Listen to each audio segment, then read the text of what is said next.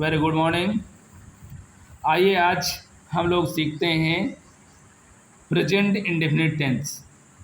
जैसा कि आप सभी लोग जानते हैं कि टेंस तीन प्रकार के होते हैं, प्रेजेंट, पास्ट, फ्यूचर, और इन प्रत्येक के चार चार पार्ट होते हैं।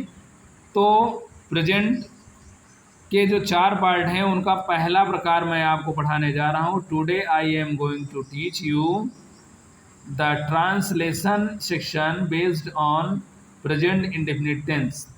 तो सबसे पहले हम क्या देखते हैं, प्रेजेंट इंडेफिनिट टेंस की पहचान।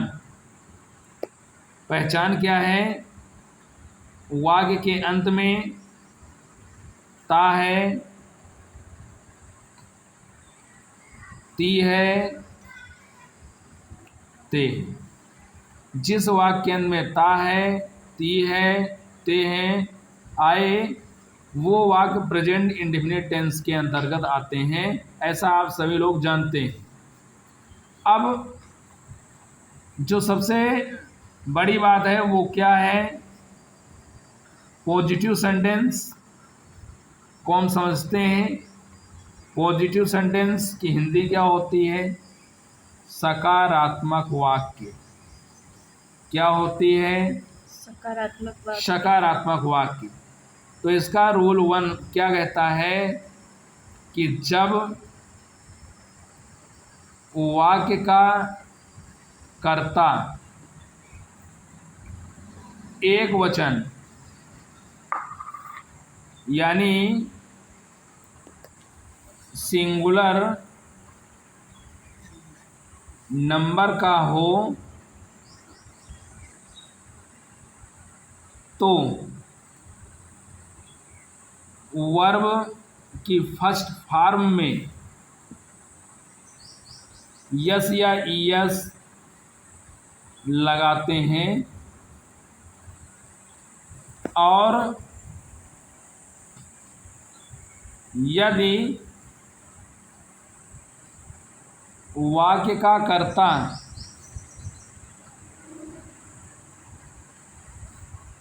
बहुवचन का हो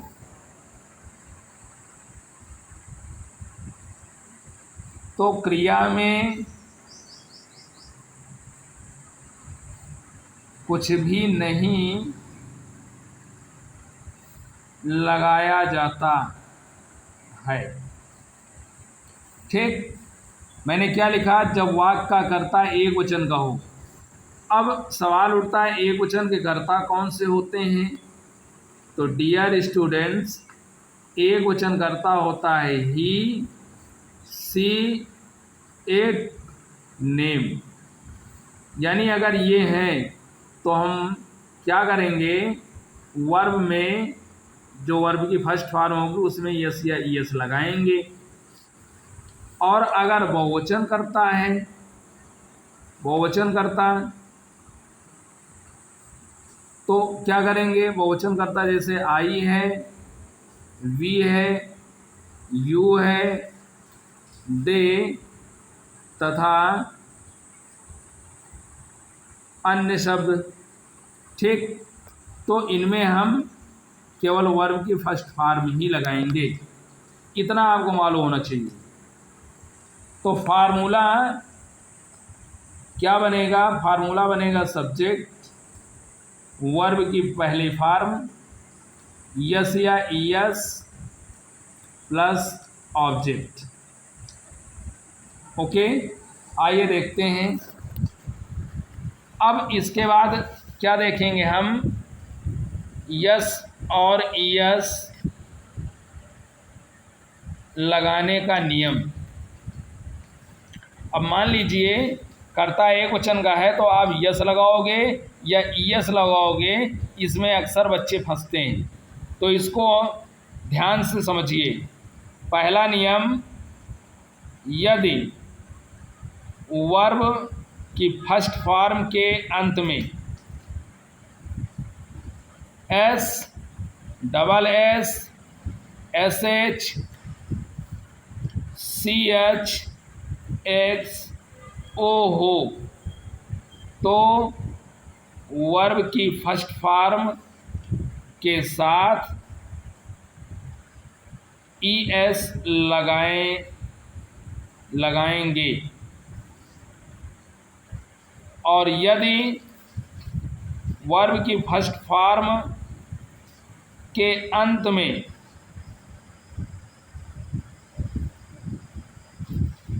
उपरोक्त लेटर्स नहीं आते, यानी SSS CSH CH XO मान लो अगर नहीं आता है, नहीं आते, तो वर्ब के साथ केवल S लगाया जाएगा। ओके, अब जैसे हम कहते हैं राम पत्र लिखता है, ये कौन सा टेंस है? वाक्य में आया ता है, इसका मतलब कौन सा tense? Present indefinite. Present indefinite tense. अब इतना तय हो गया कि ये टेंस प्रेजेंट इंडिफिनिट का है, तो अनुवाद करते समय हम क्या देखेंगे? सब्जेक्ट। सब्जेक्ट एक वचन का है, बहुवचन का है? एक वचन का अगर होगा तो क्रिया में S या ES लगेगा। अब राम एक वचन है तो राम लिखते हैं। लिखना की इंग्लिश क्या होता है? राइट। अब हमने बताया कि S या ES में से क्या लगेगा।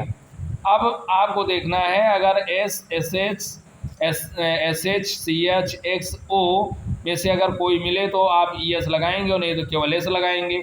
यहाँ पर ये सब मिल नहीं रहे, तो इसका मतलब हम केवल क्या लगाएंगे? S लगाएंगे। Ram writes a letter.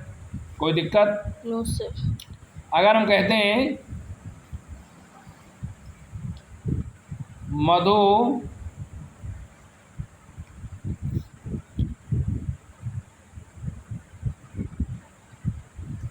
सांप पकड़ती है,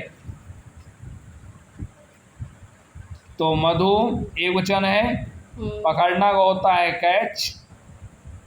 अब अंत में CH मिल गया ना?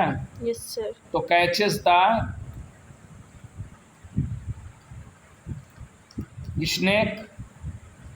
अगर मैं कहूँ राहुल लखनऊ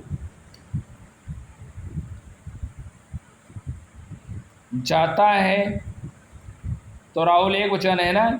यस सर। अंत में आया गो, अंत में है ओ, तो क्या लगेगा? ES लगे कि नहीं लगेगा? यस। अब जब आप कहीं जाते हो तो टू भी लगेगा। कोई दिक्कत? फिर अगर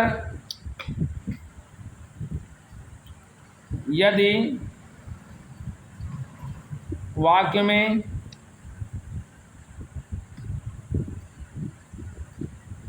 कभी नहीं, यानी नेवर, हमेशा, ऑलवेज, अक्सर,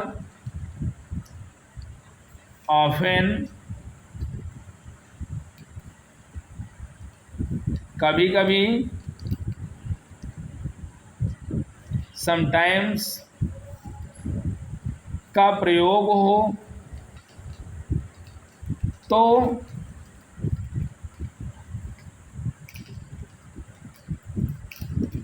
इनका प्रयोग सब्जेक्ट के तुरंत बात करें। जैसे राधा सदैव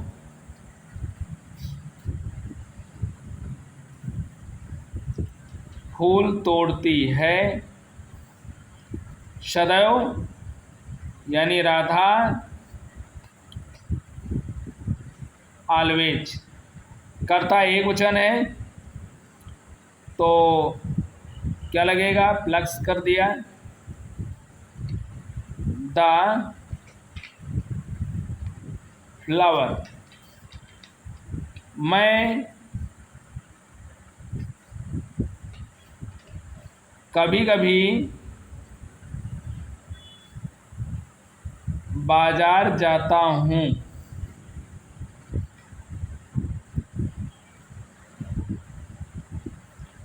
आई समटाइम्स,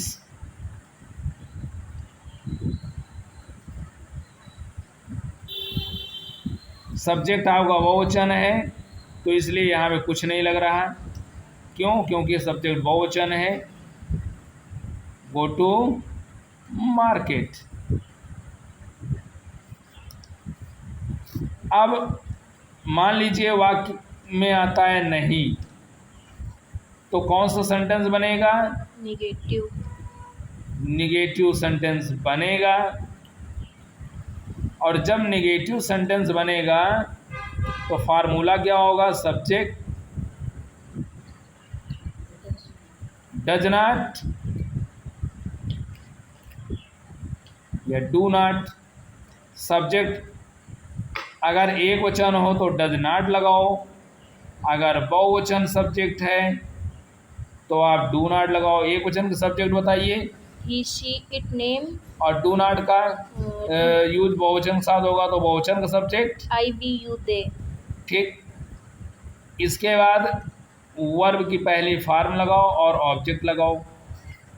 जैसे हम कहते हैं बच्चे क्रिकेट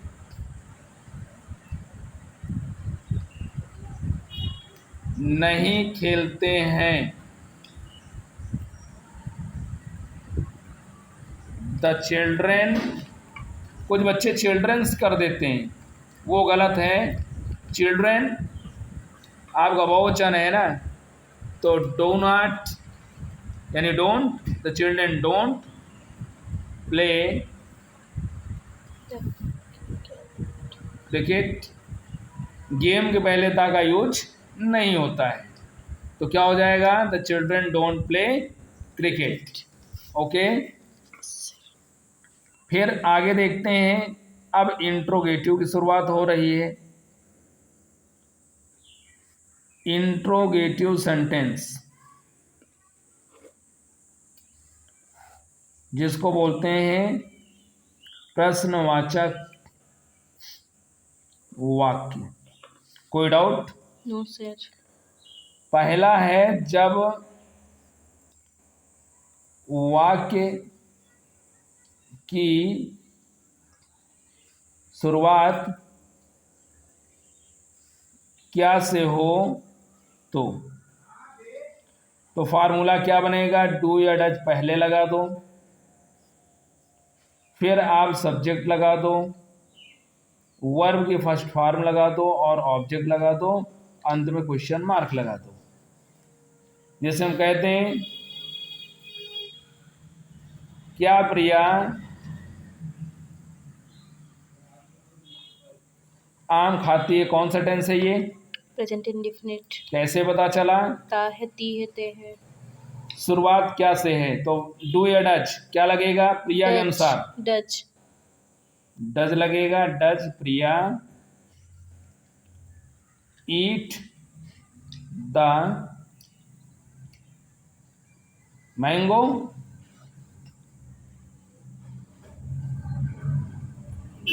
क्या प्रिया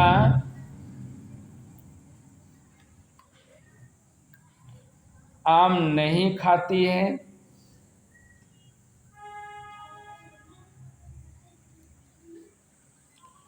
डज प्रिया नॉट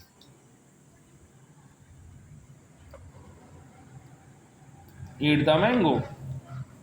फिर देखते हैं यदि क्वेश्चन वर्ड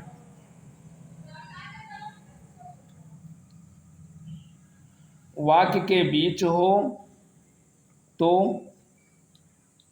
क्या करेंगे स्टूडेंट्स? क्वेश्चन वर्ड लगाओ, डू या डज लगाओ, सब्जेक्ट लगाओ, वर्ब की फर्स्ट फॉर्म प्लस ऑब्जेक्ट।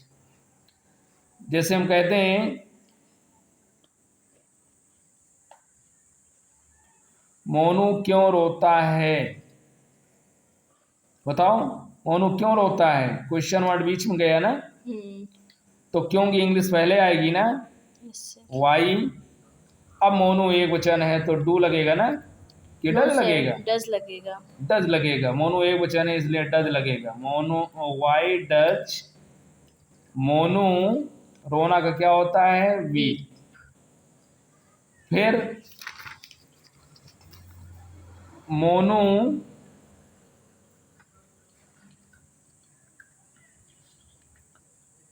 क्यों नहीं रोता है,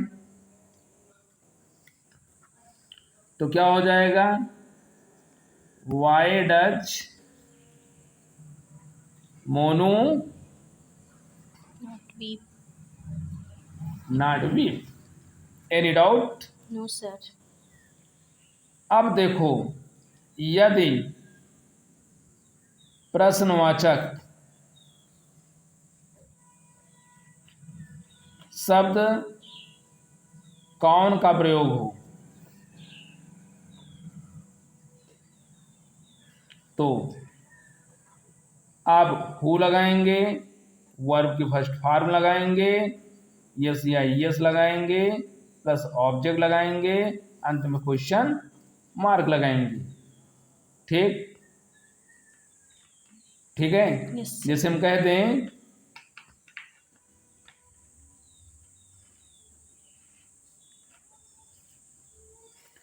पत्र कौन लिखता है, पत्र कौन लिखता है, तो कौन यानी हु, वर्ब क्या लिखना, राइट्स। Rights a letter. कोई दिक्कत? No sir. तो डियर स्टूडेंट्स, ये थे प्रेजेंट इंडेफिनिट पर आधारित कुछ विशेष नियम, और इन पर आप लोग पॉजिटिव पर 10 वाक्य, नेगेटिव पर 10, क्या आधारित 10, और क्वेश्चन वर्ड पे 10 सेंटेंस बना लीजिएगा। निश्चित तौर पे आपके तैयार हो जाएंगे। अभी इस पर कुछ महत्वपूर्ण रूल्स हैं जो मैं आपको नेक्स्ट वीडियो में लेकर के आऊँगा, और वो छोटा वीडियो होगा लेकिन बहुत ही काम का वीडियो होगा। ठीक है, बहुत बहुत धन्यवाद। जय हिंद।